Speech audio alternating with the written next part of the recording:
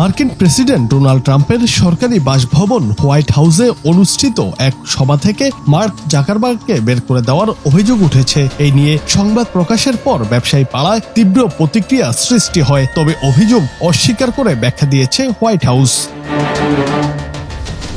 ভবিষ্যৎ F-47 স্টিলথ fighter jet নিয়ে oval অফিসে বৈঠকটি হয়। সেখান থেকে মেটা বস জাকারবার্গকে বের করে দেওয়া হয়। তবে প্রতিবেদনটি অস্বীকার করেছেন ট্রাম্পের একজন কর্মকর্তা। এ নিয়ে আজ বৃহস্পতিবার দ্য নিউ ইয়র্ক পোস্ট সংবাদ প্রকাশ করে।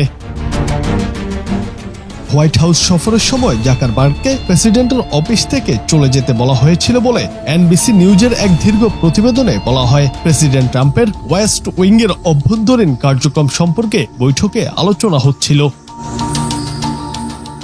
দুটি নাম প্রকাশে অনিচ্ছুক সূত্রের বরাত দিয়ে প্রতিবেদনে বলা হয়েছে, ট্রাম্প ওভাল অফিসে সামরিক নেতাদের সাথে F-47 নিয়ে বৈঠক করছিলেন। ঠিক তখনই ফেসবুকের প্রতিষ্ঠাতা অপ্রত্যাশিতভাবে ভেতরে প্রবেশ করেন। নিরাপত্তা ছাড়পত্র না পাওয়ায় উদ্বেগের কারণে কর্মকর্তারা জাকারবার্গকে বাইরে অপেক্ষা করতে বলেছিলেন বলে অভিযোগ।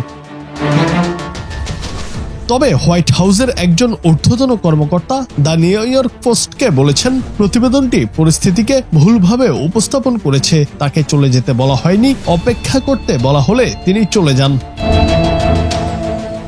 এ বিষয়ে জানতে দ্য নিউ ইয়র্ক পোস্ট মেটার সঙ্গে যোগাযোগ করে, তবে প্রতিষ্ঠানটি মন্তব্য করতে অস্বীকৃতি জানায়।